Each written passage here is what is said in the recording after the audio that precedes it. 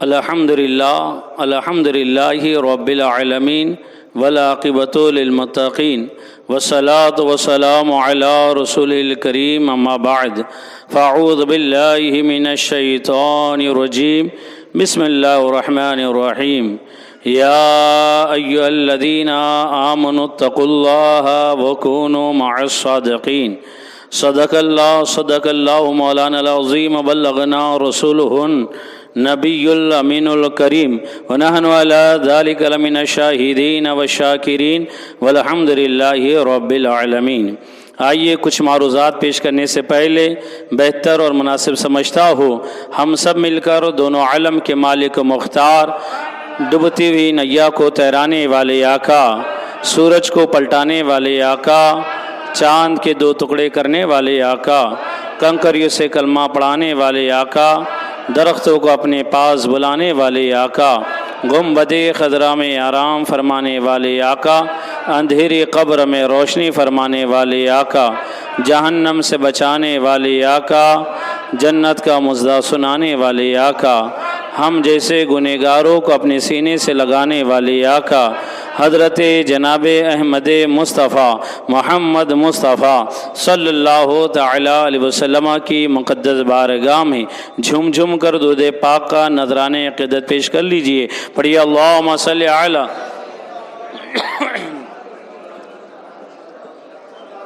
اللہم صلی علی سیدنا مولانا محمد بارک وسلم صلاۃ و سلام علیک یا رسول اللہ صلی اللہ تعالی علیہ وسلم۔ حضرات، صرف اور صرف آدھا گھنٹے کا وقت ملا ہے، 10:30 بجے تک انشاءاللہ تعالی میں اپنی گفتگو کو ختم کروں گا۔ آج بڑی خوشی کی بات ہے کہ ہم یہاں پر دو بزرگان دین کی یاد منانے کے لیے آئے ہوئے ہیں، پر میں اپنی تقریر کو سب سے پہلے جب تک کہ اعلیٰ حضرت کے اشعار سے گفتگو نہ کروں تو مجھے لطف ہی نہیں آتا ہے، اس لیے کہ اعلیٰ حضرت نے ہمیں عشق کا جام پینا سکھایا ہے۔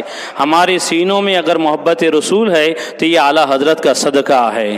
تو امام الکلام، کلام الامام، اچھے رضا، پیارے رضا، سنیوں کے رضا، جنتیوں کے رضا، امام احمد رضا فاضل بریلوی رضی اللہ تعالیٰ عنہ بارگاہ رسالت میں یہ عرض کرتے ہے، یا رسول اللہ صلی اللہ تعالی علیہ وسلم، سرور کہو کہ مالک و مولا کہو تجھے، سرور کہو کہ مالک و مولا کہو تجھے، باغ خلیل کا گل زیبا کہو تجھے، باغ خلیل کا گل زیبا کہو تجھے، اور تیرے تو وصف عیب تناہی سے ہے بری، یا رسول اللہ تیرے تو وصف عیب تناہی سے ہے بری، حیران ہوں میرے شاہ میں کیا کیا کہوں تجھے، حیران ہوں میرے شاہ میں کیا کیا کہوں تجھے۔ آخر میں اعلیٰ حضرت فرماتے ہیں، لیکن رضا نے ختم سخن اس پہ کر دیا، لیکن رضا نے ختم سخن اس پہ کر دیا، خالق کا بندہ خلقوں کا آقا کہو تجھے، خالق کا بندہ خلقوں کا آقا کہو تجھے۔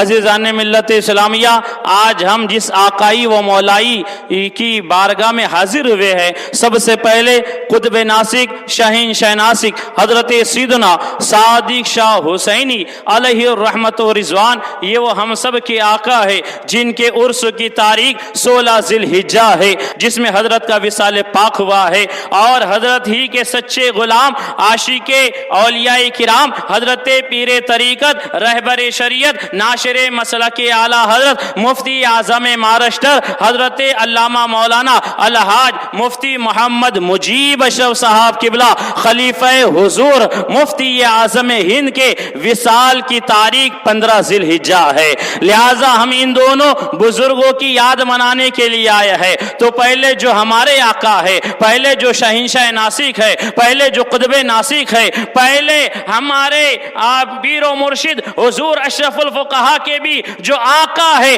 پہلے ہم ان کا ذکر کر لیتے ہیں، پہلے ہم ان کی یاد منا لیتے ہیں، پہلے آقا کی یاد ہو جائے، بعد میں غلام اسلام کا ذکر ہو ہی جائے گا. آقا کی یاد ہو جاتی ہے تو غلاموں کا تذکرہ آ ہی جاتا ہے.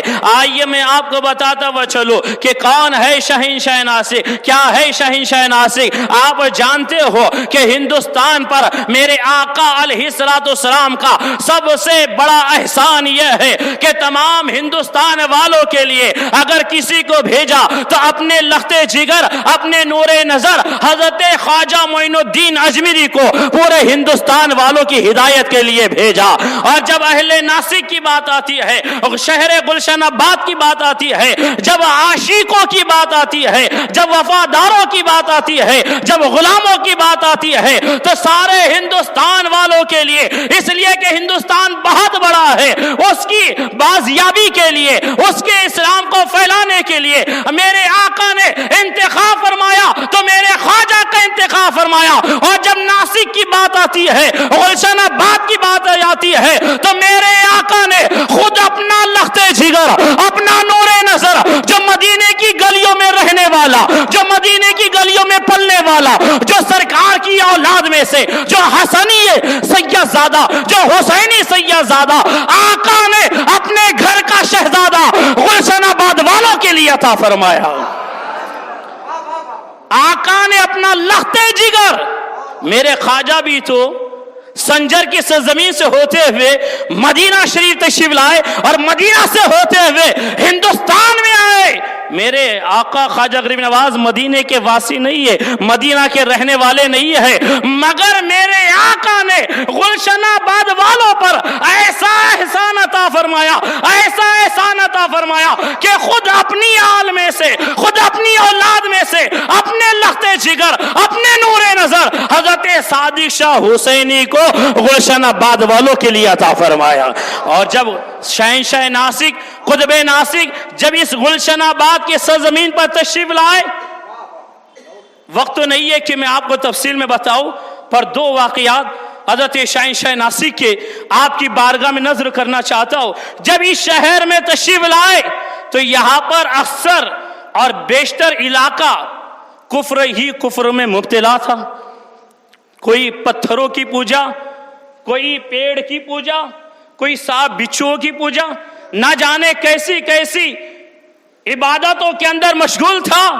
شہنشاہ ناسک فقیرانہ لباس پہنے ہوئے, عام سادہ لباس پہنے ہوئے اس گلشن آباد کی سرزمین پر, اس ناسک شہر کی سرزمین پر جب میرے آقا شہنشاہ ناسک نے قدم رنجا فرمایا, حال یہ ہے کہ جہاں دیکھا, جدھر دیکھا ادھر جوگیوں کو پایا, ادھر کافر و مشرک کو پایا.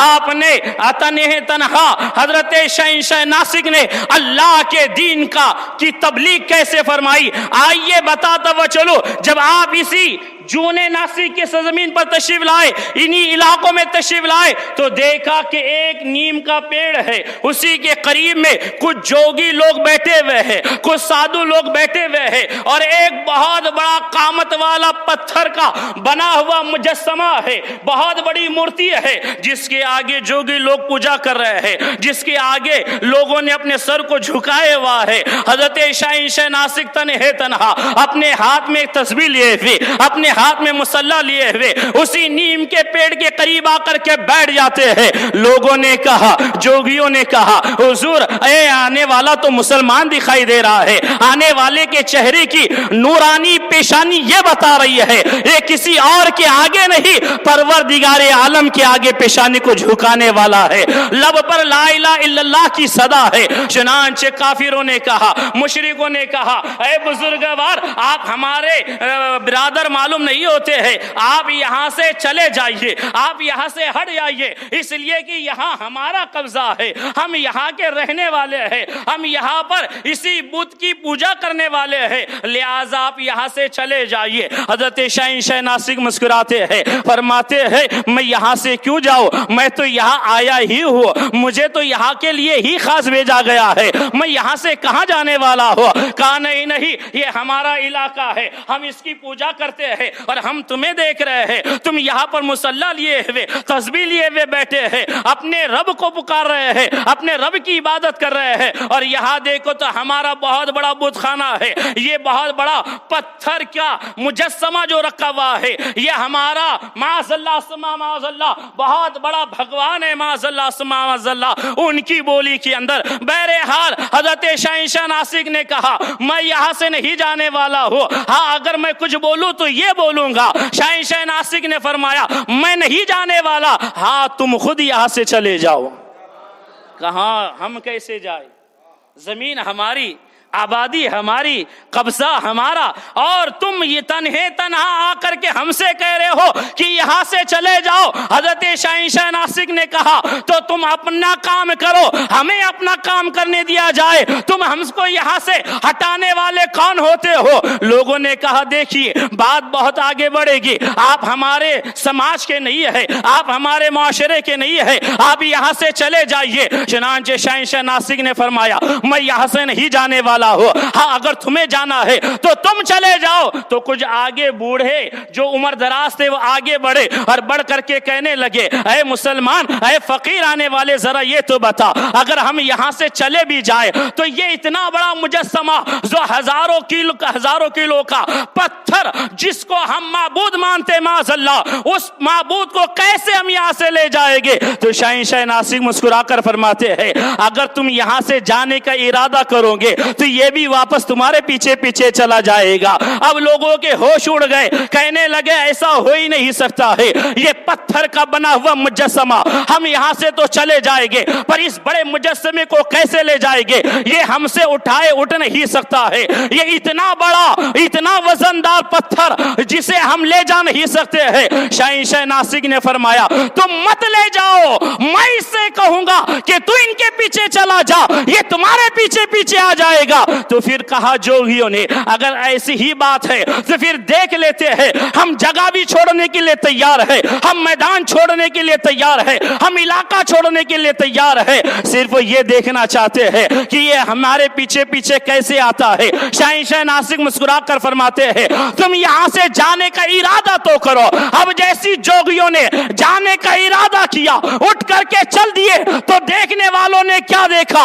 یہ جو پتھر کا بنا ہوا مجسمہ تھا جوگیوں کے پیچھے پیچھے چلنے لگا، پیچھے پیچھے چلنے لگا۔ اب جیسی اس کرامت کو جوگیوں نے دیکھا تو بے شمار کافروں نے کلمہ پڑھ کر کے اسلام میں داخل ہو گئے۔ اور جب میں نے اس واقعے کو سنا تو مچل کر کے میرا دل بخار اٹھا۔ جو روز شہنشاہ ناسک کو دیکھ کر کے میری زبان پر بے ساختہ یہ شعر جاری ہو گیا، کیسے آقاؤں کا بندہ ہوں میں رضا، کیسے آقاؤں کا بندہ ہوں میں رضا، بول بالے میری سرکاروں کے ہے۔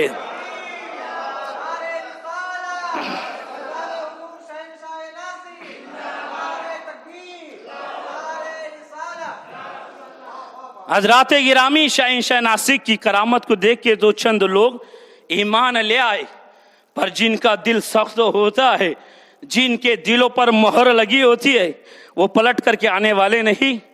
تو پھر انہوں نے کیا کیا؟ وہ دشمنی میں اتر پڑے، دشمنی میں اس طور پر اتر پڑے کہ اب شہنشاہ ناسک علیہ الرحمت و رضوان کو اس جگہ پر ٹھہرنے نہیں دیا۔ جا یہ ارادہ کیا، یہ میٹنگ مشورہ کیا کہ یہاں سے اس فقیر کو بھگایا جائے۔ اگر انہیں نہیں یہاں سے جانے دیا جائے گا تو نہ جانے کتنے لوگ آئیں گے اور کتنے لوگ کلمہ پڑھ کر کے اسلام میں داخل ہو گئے۔ پر ان کم بختوں کو پتہ نہیں تھا تم جتنے چاہے مسلمانوں کے بارے میں مشورے اور میٹنگ کر لو، ہوتا وہی ہے جو میرا رب چاہتا ہے، ہوتا وہی ہے جو پروردگار عالم چاہتا ہے۔ بہرحال انہوں نے مشورہ کیا کہ انہیں بھگایا جائے۔ کہا کیسے بھگایا جائے؟ کہا دیکھو یہ نماز پڑھتے ہیں، نماز نماز کے وقت تو ہم اتنی زور زور سے ڈھول اور تاشے بجائیں گے کہ ان کی عبادت میں خلل ہوگا. یہ جب درس دیتے ہیں، جب یہ لوگوں کو سمجھاتے ہیں، جب یہ لوگوں کو سکھاتے ہیں، ہم اتنا شور و گل کریں گے کہ لوگوں کی کانوں میں ان کی آواز نہیں آئے گی. ہو سکتا ہے یہ شور و گل سن کر کے یہ یہاں سے بھاگ جائے، یہ یہاں سے چلے جائے. چنانچہ ایسا ہی ہوا. حضور شہنشاہ ناسک جب بھی نماز کے لیے کھڑے ہوتے تو اس طرح سے ڈھول بجاتے، اس طرح سے تاشے بجاتے کہ حضرت شہنشاہ ناسک علیہ رحمت الرضوان کے کانوں تک کے وہ آواز گونجتی. حضرت شہنشاہ ناسک صبر کرتے اور ان جوگیوں کو تبلیغ کرتے، انہیں اللہ کی وحدانیت کا پیغام دیتے، انہیں رسول کائنات علیہ السلام کی احادیث پڑھ پڑھ کر کے سناتے، انہیں اسلام کی دعوت دیتے. مگر جو جس کے دل میں دشمنی اور عداوت بھر چکی ہو، جن کے دلوں پر اللہ نے مہر لگا دیا ہو، ختم اللہ علی قلوبہم وعلی سمعہم وعلی ابصارہم غشاوہ ولہم عذاب عظیم، کہ ان کے دلوں پر اللہ نے مہر لگا دیا، ان کے کانوں پر، ان کے آنکھوں پر پردہ ڈال دیا. اب یہ پلٹ کر کے آنے والے نہیں، اور انہی کے لیے دردناک عذاب ہے. ایسے ہی کافروں کے لیے دردناک عذاب ہے. جب انہوں نے شور و گل بہت زیادہ کرنا شروع کیا، صرف شور و گل سے کام نہیں لیا، بلکہ جب شہنشاہ ناسک نماز پڑھتے تو پیچھے سے پتھر برساتے. حضرت شہنشاہ ناسک کئی مرتبہ زخموں سے چور چور ہو کر کے اپنے غلاموں کو بھی منہ توڑ جواب دینے کا حکم نہیں دیتے، ان کو اوپر پتھر برسانے کا حکم نہیں دیتے،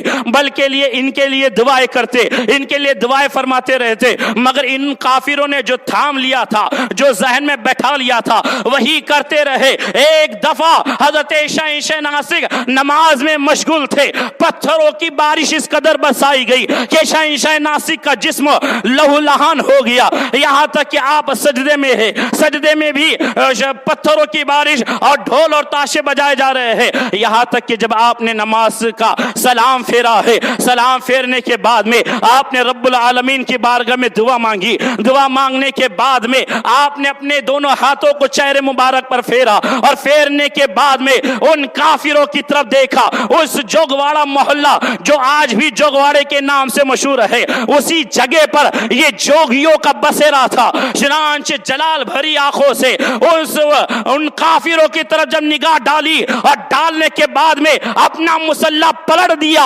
ایک روایت میں آیا پلٹ دیا، اور ایک روایت میں یہ آیا کہ اپنا عصا پاک جو چھوٹا سا عصا تھا، اس عصا کو ہاتھ میں لے کر کے اس محلے کی طرف، اس بستی کی طرف اشارہ فرمایا. اشارہ کرنا تھا.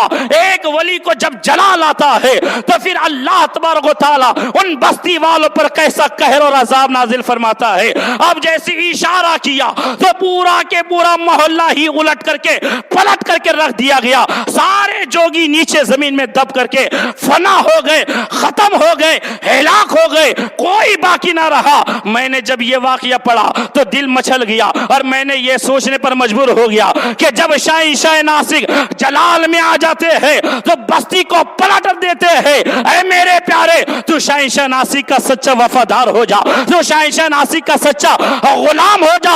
ارے ناراض ہو جائے تو بستی پلٹ دیتے ہیں، اور اگر کسی غلام سے راضی ہو جائے تو تقدیر پلٹ دیا کرتے ہیں، تقدیر پلٹ دیا کرتے ہیں، نصیبہ پلٹ دیا کرتے ہیں. اگر گنہگار ہے تو نیکوکار بنا دیتے ہیں، اگر جہنمی ہے تو جنتی بنا دیتے ہیں.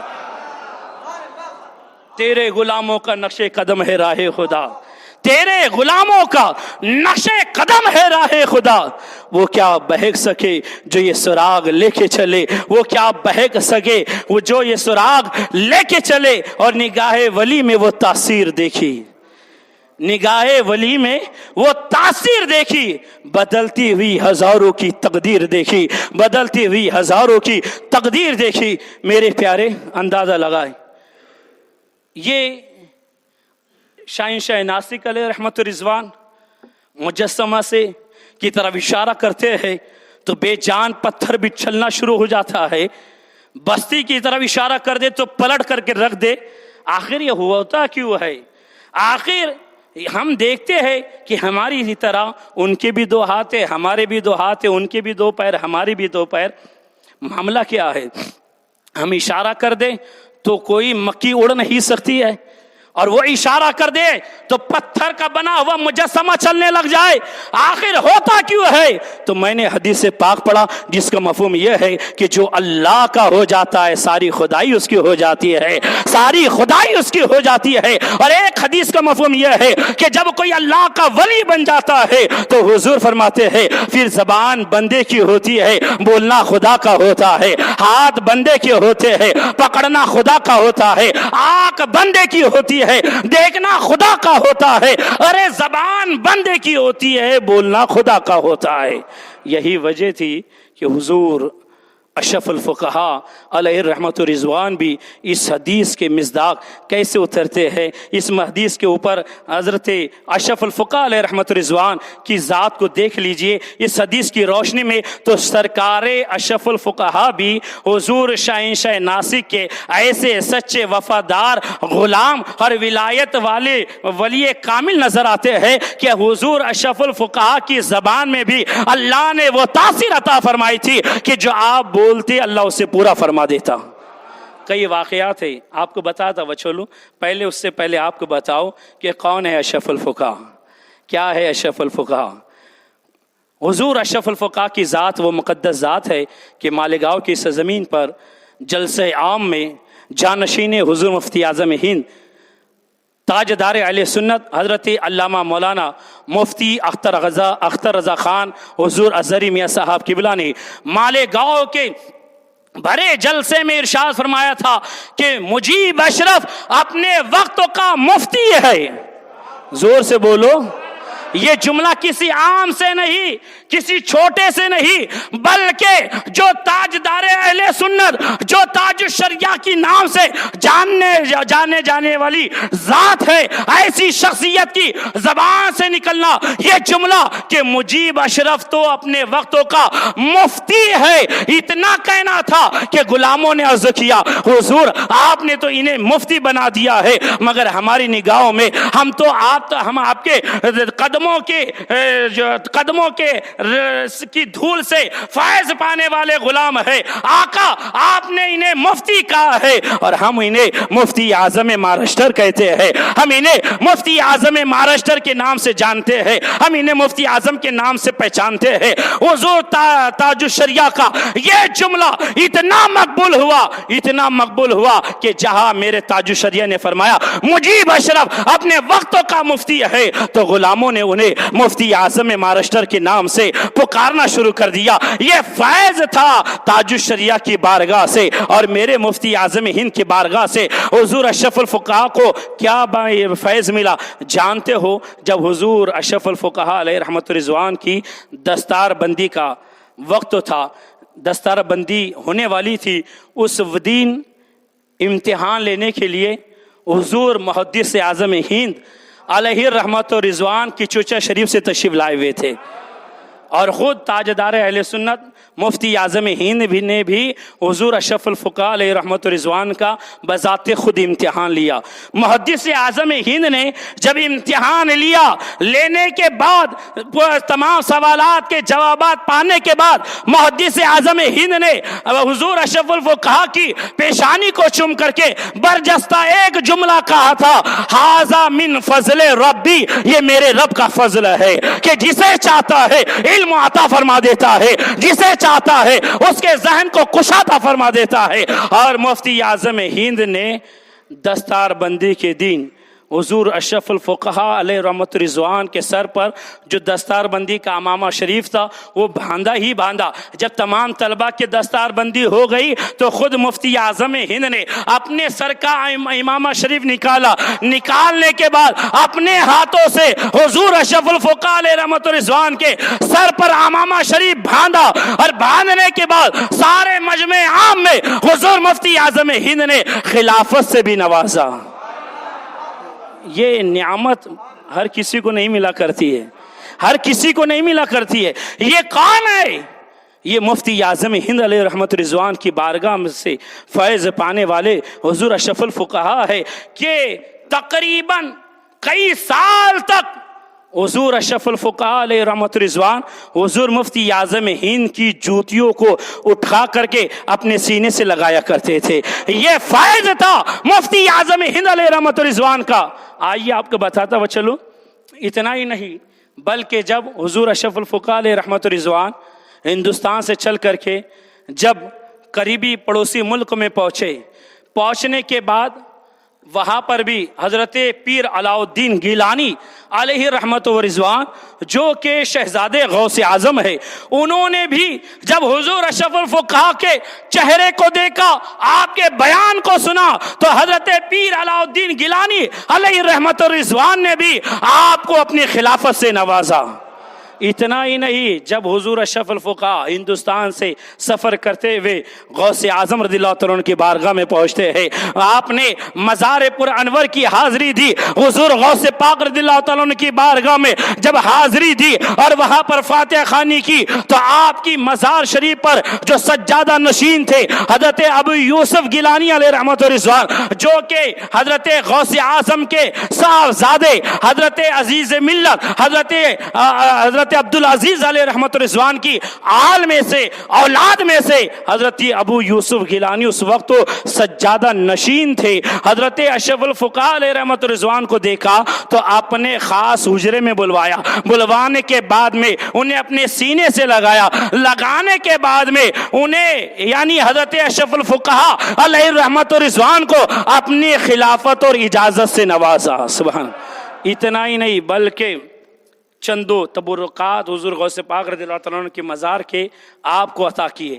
عطا کرنے کے بعد ایک چادر کے بارے میں خاص فرماتے ہیں کہ حضرت اس چادر کی خاصیت یہ ہے، یہ وہ تبرک خاص ہے کہ جو عرسوں کے ٹائم پر یعنی 11ویں شریف کے دن، عرسوں کے دن جو غلاف خاص مزار اقدس پر چڑھایا جاتا ہے، تو یہ چادر پاک مکمل 1 سال تک غلاف بن کر کے سرکار غوث پاک کی مزار پر چڑھی رہی ہے. سبحان اللہ. یہ خاص چادر پاک میں آپ کو تحفے میں پیش کرتا ہوں. گویا کہ غوث اعظم رضی اللہ تعالیٰ عنہ کا فیض لے کر کے بھی حضور اشرف الفقہاء علیہ رحمت رضوان لے کر کے مست ہو رہے تھے اور یوں کہہ رہے تھے، واہ کیا مرتبہ اے غوث صاحب اعلیٰ تیرا، اونچے اونچوں کے سروں سے ہے قدم اعلیٰ تیرا، سر بھلا کوئی کیا جانے کہ ہے کیسا تیرا، اولیاء ملتے آ کے وہ ہے تلوا تیرا. آپ جانتے ہو حضور اشرف الفقہاء علیہ رحمت رضوان کی ذات وہ ذات ہے کہ آپ نے کئی کافروں کو کلمہ پڑھا کر کے اسلام میں داخل فرمایا، کئی کافروں کو. اور آپ کا بیان سن کر کے کئی وابیوں نے وابیت سے توبہ کر کے اس سنیت میں داخل ہو کر کے سچے پکے مسلک کے اعلیٰ حضرت کے وفادار بن گئے ہیں. مجھے اچھی طرح سے یاد ہے کہ حضرت کا بیان کنڑ کی سرزمین پر تھا. کنڑ کی جامع مسجد جو کہ وابیوں کے قبضے میں ہے، بہرحال وہاں اور ایک سنی مسجد بھی ہے. اس وقت جب میرا طالب علموں کا دور تھا تو میں نے بذات خود اس جلسے میں شریک تھا. حضرت اشرف الفقہاء علیہ رحمت رضوان نے جب تقریر کرنا شروع فرمایا اور علم غیب پر ایسی تقریر فرمائی اور قرآن کی دلیل اور احادیث کی دلیلوں سے اپنی تقریر کو ایسا سنوارا کہ اس مجلس میں مسجد میں وہابی بھی بیٹھے ہوئے تھے. جلسے کے بعد بذات خود ایک وہابی آگے بڑھا اور آگے بڑھ کر کے حضرت سے کہا، میں وہابی تھا مگر آپ مجھے کلمہ پڑھائیے اور دوبارہ سنیت میں داخل فرما دیجئے. حضرت نے اسے توبہ کرائی، توبہ کرانے کے بعد اسے اپنا مرید بھی بنا لیا. سبحان. یہ کیا ہے؟ یہ حضور اشرف الفقہاء علیہ رحمت رضوان کی ذات میں وہ برکت اللہ نے رکھی تھی اور زبان میں اللہ تعالیٰ نے وہ تاثیر عطا فرمائی تھی کہ آپ کی زبان میں وہ تاثیر تھی کہ اگر بد مذہب بھی سدھرنے کی غرض سے اگر کوئی آ جاتا تو پھر اللہ تعالیٰ اس کے دل میں نور ایمان کو پیدا فرما دیتا اور وہ توبہ کر کے جلسے سے اٹھتا وہ نظر آتا تھا. اتنا ہی نہیں، حضور اشرف الفقہاء علیہ رحمت رضوان کی وہ ذات کہ آپ کی بارگاہ میں اگر کوئی عام آدمی بھی آتا تو اسے خندہ پیشانی سے مسکراتے ہوئے اس سے ملتے اور اس کی خیر و عافیت پوچھتے. ہر ایک سے مل کر کے رہنے کی تلقین بھی فرماتے۔ اہل سنت والجماعت میں کبھی بھی حضرت نے اگر دیکھا کہ دو سنی مسلمان آپس میں لڑ رہے ہیں یا کسی بنیاد پر ان کے درمیان میں نا اتفاقی ہوئی ہے، اگر وہ معاملہ حضور اشرف الفقہاء کی بارگاہ میں پیش کیا جاتا تو حضور اشرف الفقہاء علیہ رحمت رضوان ان دونوں سنی بھائیوں کو ملاتے، ان کے دلوں کے اندر جو باتیں ہوتی ان باتوں کے کینے کو دور کرتے اور دونوں کو آپس میں متحد کر کے دنیا والوں کو یہ پیغام دیتے، سنیوں ہم آپس میں اتحاد سے رہیے، اتحاد سے مل کر کے رہیے، سنیت کا کام انجام دیجئے، مسلک اعلیٰ حضرت کا پرچم بلند کیجئے۔ جو مسلک اعلیٰ حضرت کا ہے وہ ہمارا اپنا ہے، اور جب مسلک اعلیٰ حضرت سے ہٹ گیا وہ باغی ہے۔ اس طرح کے باتیں عوام کا آپ سمجھاتے اور وابیوں کے بارے میں بتاتے، یہ مسلک اعلیٰ حضرت کے غدار ہے۔ ان وابیوں سے دور رہیے، ان نجدیوں سے دور رہیے، ان دیوبندیوں سے دور رہیے۔ ہر تقریر میں حضور اشرف الفقہاء علیہ رحمت رضوان مسلک اعلیٰ حضرت کے بارے میں لوگوں کو تلقین کرتے۔ اللہ نے آپ کو وہ نوازا، وہ تاثیر عطا فرمائی کہ لوگ آتے اور آ کر کے فیض پاتے۔ یہاں تک کہ بھیونڈی کی سرزمین پر یہ واقعہ رونما ہوا کہ ایک لڑکا کئی مہینوں سے لاپتہ تھا۔ علامہ وقار احمد عزیزی فرماتے ہیں کئی مہینوں سے لاپتہ، ڈھونڈا گیا، پولیس اسٹیشن میں رپورٹ لکھوائی گئی، مگر کوئی خبر نہیں، گم شدہ، لاپتہ۔ اب حضرت کا اس وقت تو بیان بھیونڈی کی سرزمین پر تھا۔ اب وہاں پر اس لڑکے کا بڑا بھائی پہنچا، اور پہنچنے کے بعد جلسے کے بعد حضرت کی بارگاہ میں آ کر کے عرض کرتا ہے، حضور والا میرا چھوٹا بھائی گم ہو چکا ہے، بہت تلاش کیے نہیں مل سکا، بہت ڈھونڈے نہیں ملا، آخر بھائی گیا تو کہاں گیا، نہ کوئی خبر ہے، نہ کوئی اس کا عطا ہے، نہ پتہ ہے۔ حضور کرم فرما دیجئے۔ حضرت اشرف الفقہاء علیہ رحمت رضوان نے قلم اٹھایا، قلم اٹھانے کے بعد تعویذ لکھا، اور تعویذ لکھنے کے بعد آپ نے فرمایا کہ جاؤ اس تعویذ کو اپنے گھر میں لے جا کر کے دبا دو، انشاءاللہ تعالی کل تک کہ تمہارا بھائی تمہارے گھر پر آ جائے گا۔ یہ کون کہہ رہا ہے؟ یہ کس کو کہنے کی مجال ہے؟ یہ وہی کہہ سکتا ہے جس کی زبان میں اللہ نے تاثیر رکھی ہے۔ بہرحال رات کا وقت ہوتا، حضرت تو ہر تقریر کے بعد میں دوسرے جہاں جلسہ ہوتا وہاں کے لیے روانہ ہو جاتے۔ علامہ وقار احمد عزیزی فرماتے ہیں حضرت تو چلے گئے، مگر دوسرا ہی دن رات کے وقت میں تعویذ کو دبایا گیا۔ ابھی سحر کا بھی وقت نہیں ہوا تھا کہ وہ شخص کا بھائی کو خبر ملتی ہے، اس کے خود گھر پر جو بھائی کئی مہینوں سے لاپتہ ہو چکا تھا اس کے گھر پر اچانک آ گیا اور اپنے بھائی کے گلے پکڑ کر کے رونے لگا، کہنے لگا میں کہاں تھا، کدھر تھا، مجھے کچھ ہوش نہیں ہے، مگر میں نے کیا دیکھا، میں نے اپنے گھر میں قدم رکھا تو کیا دیکھتا ہوں، یہ تو میرا اپنا گھر ہے، میں کہاں سے آیا، کدھر سے آیا، کوئی پتہ نہیں۔ وہ بڑا بھائی بھاگتے ہوئے تعویذ لے کر کے علامہ وقار احمد عزیزی کے پاس آتا ہے۔ آنے کے بعد حضرت سے کہتا ہے حضور اشرف الفقہاء کہاں ہے؟ کہا وہ تو چلے گئے۔ کہا حضرت کا کرم ہو گیا، رات کو تعویذ دے دیے، صبح کے وقت میرا بھائی گھر پر واپس آ گیا۔ ایک ایسا واقعہ نہیں، کئی سینکڑوں واقعات ہیں جو حضرت اشرف الفقہاء علیہ رحمت رضوان کی کرامتوں سے بھرے ہوئے۔ خود میرے گھر میں میرے خود سگے بھائی کو، جو میرا بڑا بھائی ہے، 4 سال ہو گئے تھے، اولاد نہیں تھے۔ میں نے ناسک میں حضرت آتے تھے، میں نے حضرت کیا حضور بڑا بھائی ہے، اولاد نہیں ہے، 4 سال ہو گئے۔ حضرت نے لونگ پر دم کیا، پانی پر دم کیا، طریقہ کاغذ پر لکھ کر کے دے دیا، کہا بھائی کو دے دو۔ الحمدللہ یہ لونگ لے کر کے بھائی لے کر کے گئے، 2-3 مہینے ہی کے اندر خوشخبری آ گئی، اور 9 مہینے کے بعد میں اللہ نے ان کے گھر میں پہلی بیٹی پہ عطا فرمایا، پہلی بیٹی عطا فرمایا۔ میں بہت خوش ہو گیا۔ یہی ایک بات نہیں، دوسرے پھوپھی زاد بھائی، ان کی شادی کو 6 سال کا عرصہ گزر چکا تھا، اولاد ہی نہیں تھی، سورت میں بھائی رہتے۔ حضرت کا 12 روز تک کے جلسہ سورت کی سرزمین پر ہوتا تھا، انہوں نے کہا کہ میں فون کرتا ہوں. آپ حضرت کہا فون کرنے کی بھی ضرورت نہیں ہے, آپ حضرت کے پاس ڈائریکٹ جائیے, جانے کے بعد اپنا معروضہ پیش کر دیجئے. بھائی گئے, واللہ العظیم مسجد میں ہو, حضرت کو نے وہ بھائی کو بھی وہی لونگ دیا, دعا فرمائی, تعویذ دیا. 6 سال کا عرصہ گزر چکا تھا, ڈاکٹروں کا علاج کیا تھا, ڈاکٹروں کا بھی علاج ختم ہو چکا تھا, کوئی فائدہ نہیں, کوئی دوا فائدہ نہیں کر رہی تھی. مگر حضرت کے تعویذ گلے میں کیا ڈالا کہ اللہ نے ان کے گھر میں سب سے پہلے چند مہینوں کے بعد میں 9 مہینے کے بعد میں اللہ نے ان کے گھر میں بیٹا عطا فرمایا, بیٹا عطا فرمایا. یہ شان ہے, یہ شان کس کو ملا کرتی ہے؟ یہ اسی کو ملا کرتی ہے جو اللہ کی بارگاہ میں اللہ کی عبادت کرتا ہے, جو سنت مصطفیٰ پر چلنے والا ہوتا ہے, جو سنت مصطفیٰ سے